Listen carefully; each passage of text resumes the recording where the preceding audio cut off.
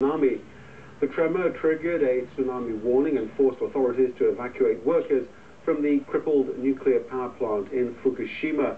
Earlier in the day, millions gathered to remember the tens of thousands of victims of Japan's worst natural disaster on record.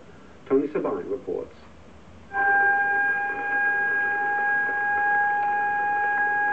As sirens wailed out across Japan, people everywhere downed their tools at 1:46 local time, the exact moment the country's worst earthquake and tsunami on record hit a month ago today. They paused for a minute to remember the nearly 28,000 people who were killed or remain missing after the tsunami engulfed towns and villages across Japan's northeast, sweeping away everything in sight. As if to remind people of the never-ending threat from seismic activity, the country was hit by yet another quake later in the day, measuring 7.1 on the Richter scale. It triggered yet another tsunami alert and forced more evacuations, including from the crippled nuclear power plant in Fukushima, where the epicenter of the quake was located. The plant's operator TEPCO said the tremor briefly cut power, but it was quickly restored, and efforts to curb radiation leaks to the plant were not affected. The constant threat of aftershocks is just one factor making life a constant struggle for the 150,000 made homeless by the disaster. Many living in the worst-hit Miyagi prefecture lost homes and families, as well as their links with life.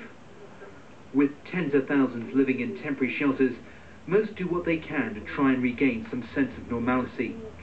Some return to where their homes once stood, in one last bid to find any memorable belongings before demolition crews move in to clear the debris away.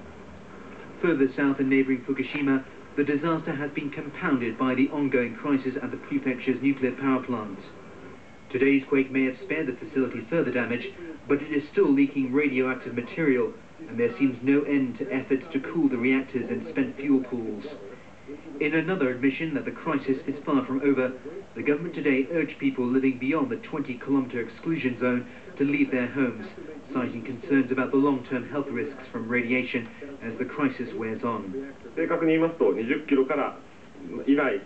Tokyo's point person in the disaster, Chief Cabinet Secretary Yukio Edano, said the new round of evacuations would happen over a month, and said there was no need for people to leave immediately. This as the president of TEPCO visited the area today for the first time since the March 11th disaster. Dressed in a blue work jacket, he bowed his head for a moment of silence with other TEPCO officials and apologized for all the hardship endured by the people of Fukushima. Tony Sabine, TVB News.